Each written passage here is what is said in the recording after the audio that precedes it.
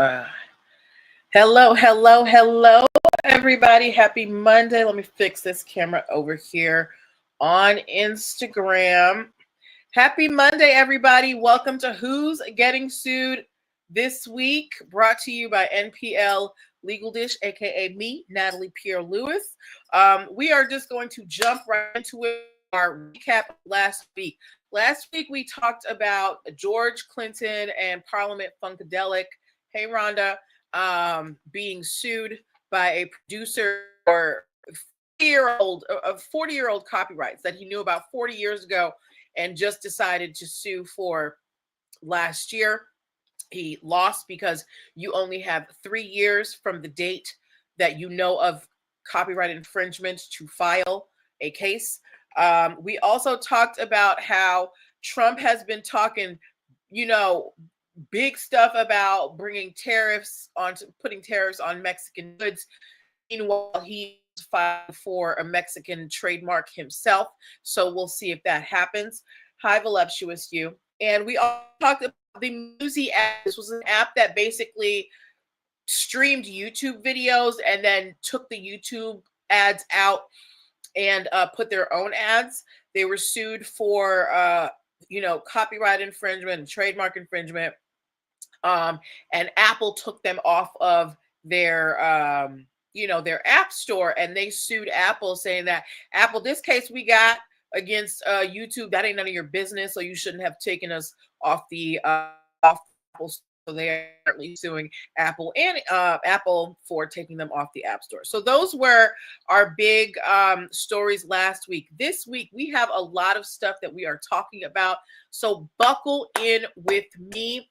For those of you who are watching the title, hey Brandon, is that a request? Are you requesting to be online? Yes. So I have one guest that I am waiting to come online because I want to talk to her about, I want to get her input about one of these stories because she is a big Chris Brown fan. And if you're watching on Instagram, if you're watching on Instagram, the title of this show is called Chris Brown Owes You Money. All right, but we're going to get to that story a little later. I want to start tonight with Fortnite. If you or someone you know, probably a child, plays Fortnite, please give me some type of video game emoji or give me a comment in the comment box. If you or someone you know plays Fortnite, please give me some type of video game emoji, because you may be entitled to compensation, particularly if you are a parent. Okay, so this is why I'm asking about if you guys know about Fortnite. So if you haven't heard, Fortnite has been fined $245 million by the FTC for basically running an in-app game charge scam. You can actually go to, hold on, let me share this screen with y'all right quick. You can actually go to the FTC's website and you can see this case on the FTC website, where they are talking about Fortnite refunds. FTC sends payment to Fortnite of gamers who were charged for unwanted items. So here's the breakdown basically of what happened, right? So Epic Games, which makes the Fortnite game, they charged for unwanted purchases in the game. You have to buy stuff. I have never played Fortnite. Everything that, I'm just going by what they say. I'm not a video game person. So you have to purchase things in the game, right? So they were charging people for unwanted purchases. Then most of the people who play Fortnite are kids. They are under the age of 18. So they have to use their parents' credit cards or bank accounts to purchase these things on Fortnite. Fortnite was found to have let kids rack up charges without their parents' permission. And then on top of that, if people disputed the charges, Epic Games would lock them out of their account. So basically, Epic would, they would charge for something you didn't buy, or let your kid buy something without your permission. And then when you complained, they would lock you out of the account. So the FTC looked into this and they said that Fortnite, you cannot do this. You need to refund people their money. So they fined them $245 million. I'm just going to put these Fortnite visuals up here for y'all so you don't just have to look at me. And the average refund is about $114. So if you think you may be entitled to a refund from Fortnite, what you can do is there is a website called fortniterefund.com/file-a-claim. All right. They are accepting applications until January 10th, 2025.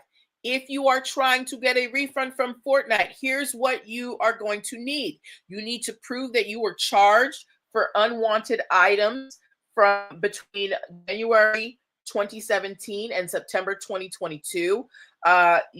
Your link isn't working. Hold on. Let me try and send it to you again. Yes, you need to have been charged for unwanted items between January 17 and September 2022. Your child needs to have made charges to, or your child needs to have made charges to a credit card without your knowledge between January 2017 and November 2018. I sent it again, Candy Cape Cod. What else? And also, if your account was locked after the dispute between January 2017 and September 2022, you may be entitled to compensation.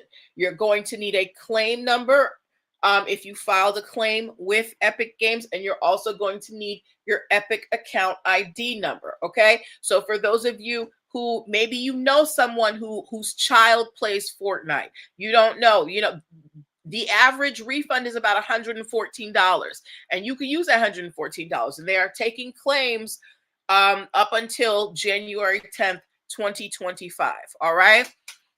So good luck to all of you, and may the odds be ever in your favor. Okay. Candy Cape Cod, I resent you the link. Can you try again? Because I want to talk about this Chris Brown story, but I'm waiting for you. Okay. In the meantime, while she does that, our next story of the night. Do we have any Real Housewives of Atlanta fans or people who are Bravo TV fans? If you are a Bravo TV fan, actually, before we get to that, let's go back to the Fortnite story, right? The reason why I brought that story up is because when you play these games, there's contract. There's a series of contracts that happen, and you don't think about it because you're just pressing buttons as you're playing it. But whenever you are purchasing an in-app purchase, that is a contract between you and the company, saying the company is saying, hey, we have this for sale for this much. Do you want to buy it? And then you say, yes, I want to buy it. And you press it, and you get it, and then you get your item. That whole transaction is a contract in itself. But if you are an item that you see you have been charged for by Epic Games, you never asked them for it, there was no contract between you that they could make that purchase, because you have to approve the in-app purchases, right? I play Candy Crush. I have played Candy Crush for years. When I tell you I have never spent $1 on Candy Crush, because they tell you exactly, this thing costs $1.99, this thing costs this and this and this, and I'm not paying for no video game, okay? So if you as Epic Games are you're charging people for things they didn't buy, you're letting underage people purchase things without permission, that's an issue, because you don't have a contract with these people to do that. So and it's fraud, it's misrepresentation, so that's why they have to pay out this $245 million settlement. Okay, all right. Canna Cape Cod, if your link is not working for StreamYard, let me know, and then I will bring you onto Instagram. Okay. Moving on to our next story, going back. Okay. Real Housewives of Atlanta fans, will you please raise your hands up, or Bravo fans? Okay. Give me a TV emoji. If you watch particularly Real Housewives of Atlanta, give me a TV emoji. If you're a Real Housewives of Atlanta fan, you have probably heard the news recently that one of the former husbands of one of the housewives is in a bit of a legal trouble and is going to prison. So, Peter Thomas, serial entrepreneur, ex-wife of Cynthia Bailey, right? He is going to prison for 18 months for tax fraud. Okay. All right, let me finish this Peter Thomas story, and then I'll bring you on. So Peter Thomas, I'm sure you guys, if you pay attention to the Housewives of Atlanta franchise, he has a series of restaurants called Bar One. He opened one in Baltimore, one in Charlotte, one in Miami. Of course, one in Atlanta. Most of them are closed now. Now, Peter Thomas, while he opened all of these restaurants, he never seemed to turn a profit. And from what I heard, payday was always a question for the employees. From now, someone who I watch, who was friends with one of the chefs from Peter's restaurant, said that Peter would not pay the employee for months at a time, but he would, give them other incentives. So the chef didn't have a car, so he let her ride around here in his SUV. But she still wasn't getting a paycheck. So this is happening over at all of the Bar Ones, right?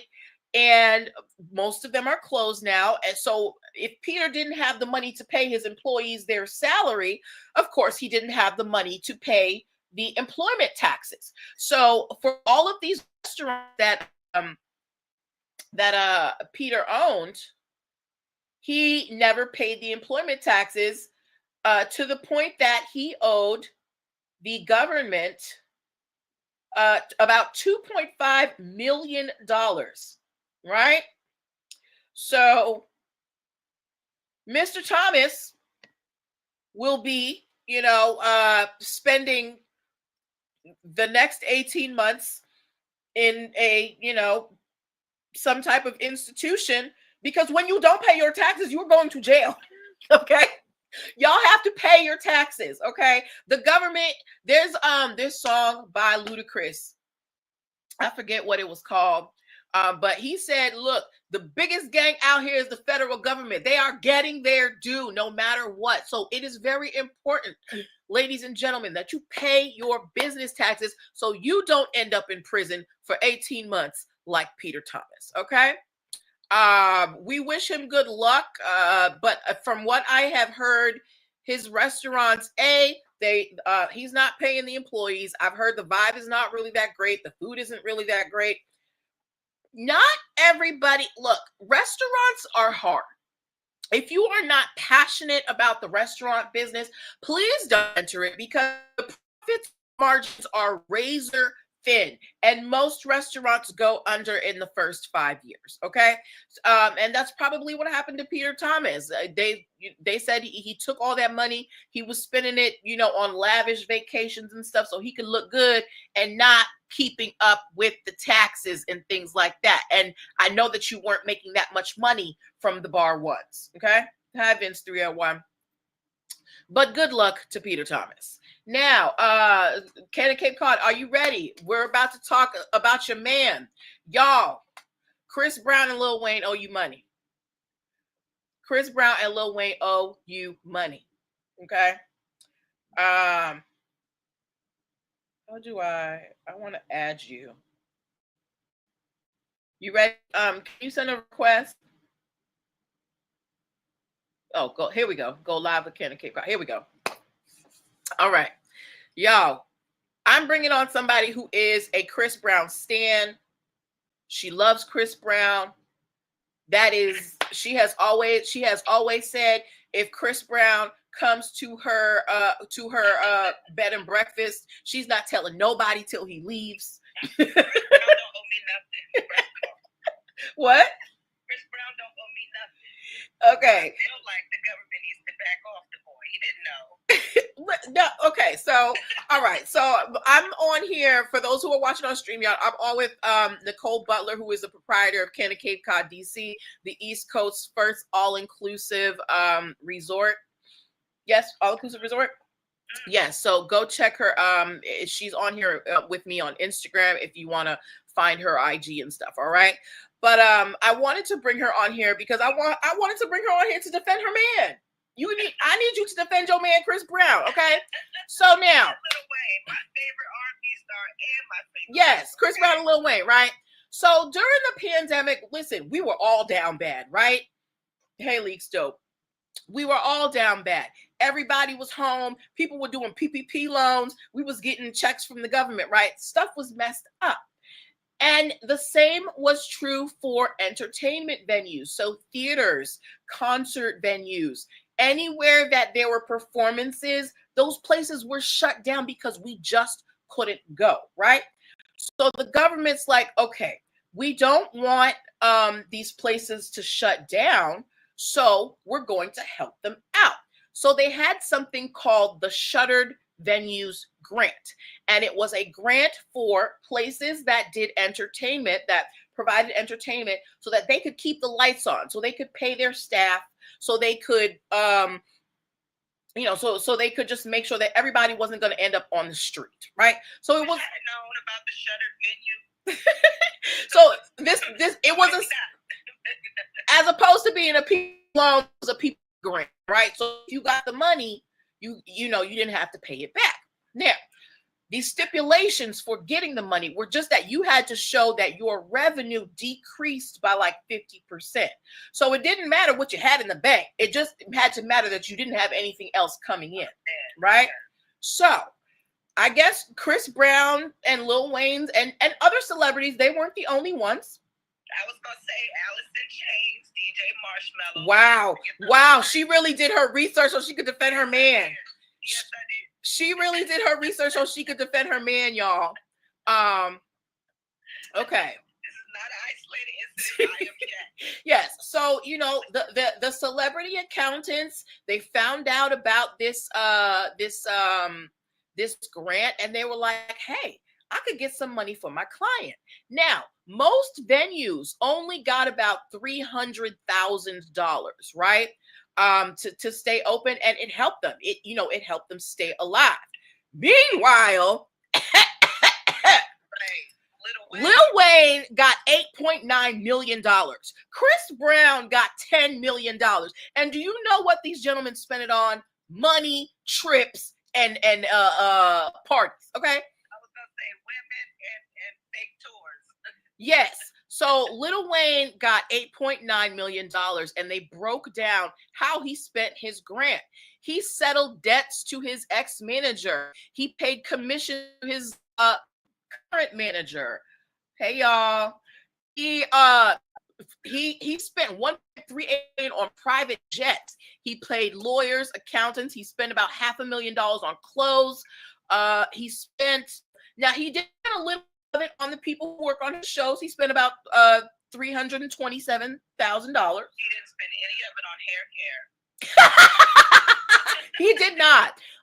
He also settled debt to a former accountant. He spent about $14,000 on women, and it just literally says women, y'all. And everything else was $1.3 million. Okay, now this is all. These grants were funded by our tax dollars. I want my money back, Lil Wayne. I want my money back. Okay. Now let me tell you what Chris Brown spent his on. Oh Lord. Hold on. Let me go over here. Nicole came ready to defend her man. I'm crying. I got no. Hold on. Okay, so Chris Brown got $10 million. Okay, he pocketed $5 million just straight off the bat. He said, "This is mine." Okay, He spent 1.3 million on insurance. He gave about 800,000 to his manager. He spent about $500,000 on accountants, another $500,000 on lawyers. He spent about 400,000 on crew payroll. Out of the $10 million, he spent 400,000 on what he was supposed to spend it on. Out of 10 million. He used that money to fund a celebrity basketball tournament. He also used it to fund his birthday party at $80,000, and everything else was $1 million. Okay. So now keep in mind, this isn't illegal. It's not illegal. These were all grants that were available. Their accountants, from what perspective you're looking at it, you might say their accountants are geniuses or their accountants are crooks, right? But either way, can't nobody sue them. It was a grant provided by the government. But I personally, as a tax-paying American, would like something in return for all this tax money. Chris Brown and Lil Wayne, can I get some concert tickets? That wasn't set up well. Those PPP grants were not set up. Right. I would like some concert tickets or something. A signed autograph album. I want some compensation for this money. A couple free concerts, a free tour. Yes, I want my portion of this $10 million that you received, sir. Okay, but why am I bringing up this story? One, because really y'all agree, but two, also having a good accountant in your corner is essential as a business person. Your accountant is going to be able find loopholes and get you $10 million when you don't need it. Okay. So it's really important to have a strong team behind your business, a good attorney, a good accountant, so that you can stay ahead of the game. And then when things like this come up, take advantage. Now, I still want my tickets, Lil Wayne and Chris Brown, but kudos to your accounting team, right? So why is this even news then? If it's not illegal, they don't owe it back. Who's calling him out on it? I think this was a post by Business Insider, and so let's go back to the article and check at the top and see what the point of the article. How rich musicians bills American taxpayers for luxury hotel shopping sprees and $1 million bonuses. This is kind of an extension of, when they were exposing everybody who took advantage of the PPP loans. I think this is them saying, look, we may not be able to prosecute them, but we want you to know that these people took your tax money. Right. Well, listen, now we know and we don't care. So I care. I would like some tickets, Chris Brown and Lil Wayne. Y'all can go after Lil Wayne, but Chris didn't know. And he got all the kids to support. It was. He spent $80,000 on his birthday party. Okay, no, ma'am.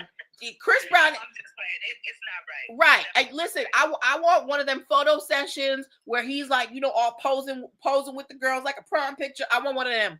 That's what I want. Okay. All right. So, guys, what do you think about that? What do you think about this? These celebrities taking advantage of this grant? Now, it's totally legal. Nothing they did was illegal, but should the government or whoever, should the government have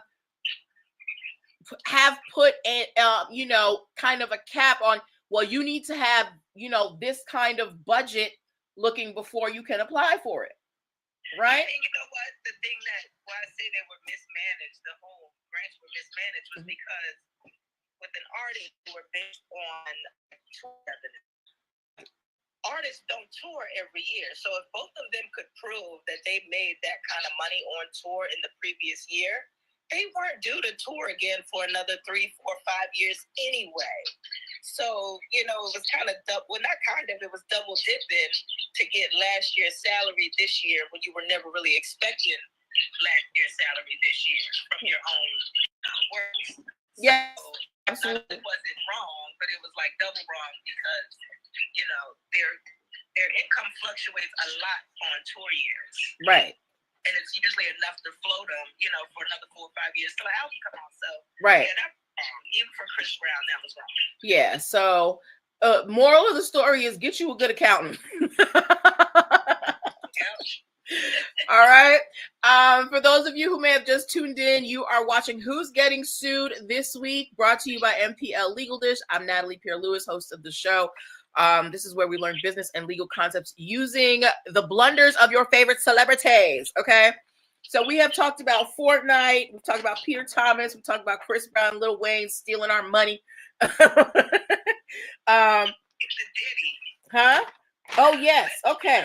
So, listen, another week, another saga of this in this Diddy case, y'all. I'm tired. I'm tired. Okay. But as you know, see, already I feel like the lawyer who is representing all of these victims against Diddy, he needs to recuse himself because we know way too much about him. Right now, Tony Buzbee, who is the attorney who is representing all of the accusers against Diddy. He has about 120 different cases filed against Diddy. He is now being sued by a former client for possibly infecting them with an STD and for misconduct. Okay. Now, here's the attorney. Huh?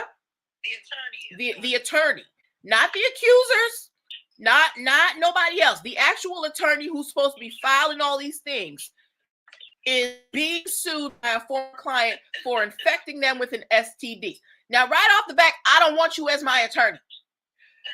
I want y'all to think about Tony, after all this is done, think about Tony Buzbee's career as an attorney. Who's going to hire him again? That's just because we know way too much about him. Usually, lawyers are not supposed to get into the mix when it comes to representing their clients. Your job is to be the silent gun. You just kind of like that person in the shadows. Meanwhile, Tony Buzbee, you are the headlines these days. So Tony Buzbee is being sued by a former client who actually, when you dig into the story, they dated first. So Tony Buzbee was dating this lady. Apparently, she was married. They dated for a while. She wanted to divorce her husband, so she hired her boyfriend. Yes, the attorney is taking up too much space. Hold up. Rounduna said Chris Brown and Lil Wayne about to do a tour together? Wow. Okay. No, just because they got all this money. Oh, run me a free ticket. Okay. But that would be one or two. Right. So she, the client, apparently she dated Tony for a while, and then I think she was married, and she's like, well, I don't want to be with him no more. So she's like, well, let me just hire my boyfriend to, represent me in my divorce case against my husband. So now she's saying that, during their, while she was his client, that there was misconduct. She said that he basically tried to settle things for his pocket rather than hers. So if you guys remember, we talked about how before we knew it was Jay-Z, when Tony Buzbee was being sued for extortion, they said that he called them and wanted to get some money, right? So essentially, the former client is saying, Tony Buzbee, he threw me under the bus so he could make some extra money. Okay. Now, in retaliation for this, Tony Buzbee is now suing Roc Nation, saying that Roc Nation has been impersonating officers of the court in order to persuade former clients of his to sue him. Oh, wow. Yes. So Jay-Z suing Tony Buzbee. Tony Buzbee suing Roc Nation. Tony Buzbee suing Diddy. Tony Buzbee's former client is suing Tony Buzbee. Tony Buzbee, you are too visible, sir. You need to recuse yourself from this because there's too much controversy surrounding you. We're no longer hearing about these victims. We're hearing about you. So this is a case of just what you call it, public brand tarnishment. As an attorney, there's a certain amount of esteem that comes with the title of attorney, that you're a lawyer, right? But now we see you out here being messy, sir. Don't nobody want to hire you. No, he's running amok. I heard he like smashed the champagne glass in somebody's face. Right. The person who's suing him, she said that he physically abused her. Yes. So he'll be the reason Diddy gets off. Right. So this is what, ladies and gentlemen, you know how when what's his name, Suge Knight was talking about Diddy, he said, if you want to be with a record label, with a producer that don't want to be all up in the videos and all up in your records, this is what he's all up in the news. Okay. Right. And it's like you're taking away from these victims. So yeah, Tony Buzbee has a lot on his plate right now. And if I was someone who was being represented by Tony Buzbee, I might remove him as my representation. Anybody here, would any of you think about hiring Tony Buzbee for? Apparently he's a divorce attorney. Not at this time. Not at this time. Right. So good luck to you, sir. And wrap it up. But side note, I just heard that and this, I might be late, but I just heard that Puffy and Luigi have the same lawyer. Puffy and Luigi? The assassin, the healthcare assassin. They have the same attorney now. They must be doing that pro bono. They got to be doing that pro bono. Round Nunez said she'll represent herself before she hired Tony. Before his ass, right? Okay. Yeah, I heard they just retained him. They retained him or they volunteered. I feel like they're doing this for allegedly they retained him. Who retained? I need to know who's paying the legal bill. Like women of America that are in They put money on his books. They put money on his books. They paying for his representation. Offered him a place to stay when he gets out. Oh my God. They gonna be sending him edible arrangements in prison. I'm telling you. Yes. But yes, so this is brand tarnishment. He is tarnishing his reputation as an attorney because he want to be all up in the videos. All right. And think about this as your own brand as a business owner, or or whoever, a creative in the marketplace. You don't want to let your personal issues overshadow your business. Yes, we all have things that happen in our lives, but for the most part, we will keep our business, because our business, unless you're a reality star, usually has very little to do with our real lives. Okay. So yes, good luck to this lady who got an STD. Hopefully it was curable. Yes, ladies and gentlemen, HIV rates are at an all-time high. Wrap it up. Okay. All right. So this may not be our final story for the evening, because I have one more thing I want to talk about. But in the spirit of the holiday season, how many of y'all have an elf on the shelf? If you have or had an elf on the shelf, please give me some type of Christmas emoji, a Christmas tree or something, right? So whether you love them or hate them, elf on the shelf. She does. They have a Jesus version. Really? Yes. So instead of looking for the elf on the shelf, you look for Jesus, and then every time you find him, there's like a verse. Oh, okay. Yeah. So elf on the shelf, even if you never had one around noonish, you know what elf on the shelf is, right? It's a toy that mostly parents will bring out for their younger children around the holidays, and it's supposed to be like, oh, the elf is watching you, be good during the holidays. I feel like that's kind of creepy and voyeuristic. It's like Big Brother's watching you to make sure that you're good for Christmas. Mind your business. All right, and Elf on the Shelf is so popular that we have memes. heard of on the shelf. Here's Snoop on the on the stoop. Here's you know, yes, right. So this is a very well-known brand. I'm actually gonna pull up the website for you. The reason I didn't pull it up beforehand is because it's a very active website and it was slowing down the video, and I didn't want it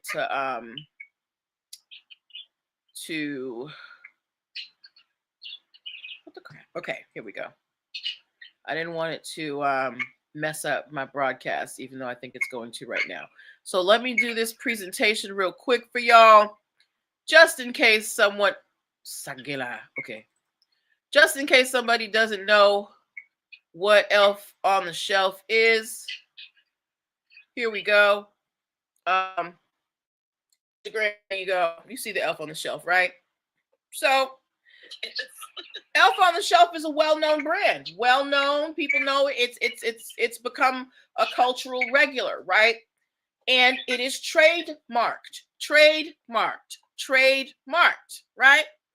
Problem is, there's a lady out in where's this lady live? Hold on. No, this lady, there's a lady named Elena Jenkins. Okay. Elena caught herself making her own elves on the shelf, right? And not only she did elves on the shelf. No, she did Elf on the Shelf. Elf on the Shelf, okay, right? Okay. Not now. It wasn't just that she was selling elves, right? Because if it was just a matter of selling elves, even though the image of Elf on the Shelf is copyrighted, there could probably be an argument as to who has propriety over what an elf looks like, right? But Miss Jenkins not only was selling her own elves, she was calling them Elf on the Shelf, which is a trademarked phrase. Ladies and gentlemen, you cannot use somebody's trademark to sell your own items, okay? That's like taking somebody's test paper, erasing their name, and putting your name on the paper, right? So this lady, who has no relation to the company that makes Elf on the Shelf, is out here making her own Elf on the Shelf and calling it Elf on the Shelf. So if somebody buys it, they might think that it's from the actual company. And let's say she's making crappy elves and the elf, I don't know, disintegrates or falls apart. And somebody goes to the Elf on the Shelf company and leaves a bad review and says, your elves are crappy, right? Because they didn't know that that was not an authorized Elf on the Shelf product, that will negatively impact the company that legally owns the trademark for Elf on the Shelf. So rightly so, they are suing Miss Jenkins for trademark infringement, because you can't just put somebody else's name on your stuff to sell it, okay? So when you guys are out here making, even if you're trying to make, you're making a more affordable version of something else, please do not use the name. I remember everybody was trying to make their off-brand Barbie stuff, and y'all were getting caught left and right, okay? Barbie got that on lock, okay? Barbie has it on lock. Be careful out here, all right? Huh? The bootleg elf. Hold up. Let me, where's an Elena Jenkins Elf on the Shelf? Hold on. Let me see if I can find it. Y'all look too. Look up Elena Jenkins Elf on the Shelf images. Oh, I think I found it. Hold up. That was quick. Is this it? Hold up. Oh, shoot. Okay. I found it. It's right on her page, y'all. Let me, this was first, so you can see it. Hold up. So wait a minute. When a big company like that sues an individual, is it just a cease and desist, or do they want some money? They might want some money depending on how much she sold. Okay. So This is Elena's Elf on the Shelf. Wait, put it down a little bit. Okay. This the elf of the tree, but I get it. Can you see it? Yes. So it's almost like a little Christmas ornament type elf. Right. Could be too. But she's calling it Elf on the Shelf. Yeah. Not cool, Elena. Huh? I said not cool, Elena. Not cool at all. So Elena's might have to end up paying quite a bit of money because Elf on the Shelf is very popular. I don't know if you guys remember this Australian shoe seller. They were fined $500,000 because they were using the name UGG on their shoes, and the company that owns the name UGG said, "Oh no, you don't." And this one person owes the UGG company $500,000. So don't think that because you're just based on how many UGGs they sold, or just based on the violation. It can be based on a number of factors, like if you are a person, like let's say the company contacts you and they cease and desist, and you just keep going, and even though they've told you that it's theirs, then the court, they might say, well, you were doing this on purpose, you knew exactly what you were doing, and they might fine you 3 times what you actually owe in order to punish you. They might give you punitive damages. So it's so when somebody sends you a cease and desist, it's not a game. That is the start of the paper trail for them to show that you knew exactly what you were doing. So we will keep an eye on this Elf on the Shelf story and see, maybe they'll settle, maybe she'll get a judgment against her, who knows. But when you are out here in these creative streets, be creative. Don't use somebody else's. I don't know how else to say it. I don't know how to make it more. If you're trying to build your brand, you don't want to build it on somebody else's back. I don't know if y'all remember, how many of y'all have ever used Purell hand sanitizer? We all know Purell, right?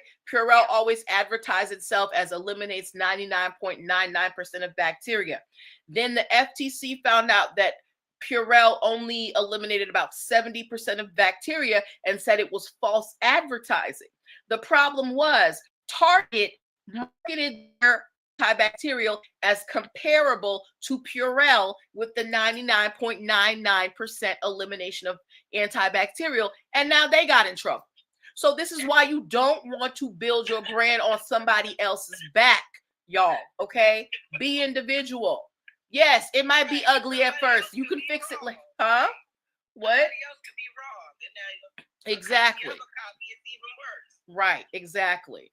So so it's just very important that you are individual about your, you don't like, be your own person, have your own style, like me, what I do, I'm not the person who's the only one who does what I do. But the people who gravitate towards me, it's because I have my own spin on things. They enjoy the way that I present the information.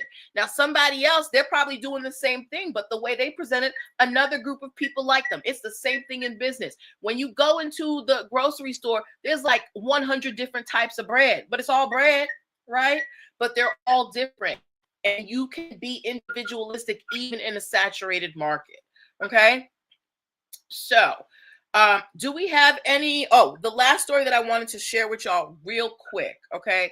How many of y'all currently own any Ralph Lauren polo merch? What's that song about where Trick Daddy goes, are those Durango jeans? No, I mean, they polo. So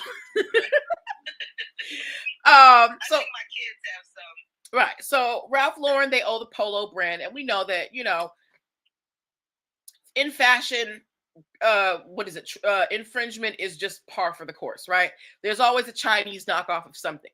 Well, Ralph Lauren is tired of China's mess. Ralph Lauren went all the way over to China and found the companies that were making up this fake polo clothes and sued them in China and won. So Usually when businesses are they're trying to get to the Chinese companies, they try and sue from here, and you're not most likely you're not going to get a settlement because you're going to have to find that company in China, right? Ralph Lauren went over there and found the companies first and then sued them. So they're probably going to get their money.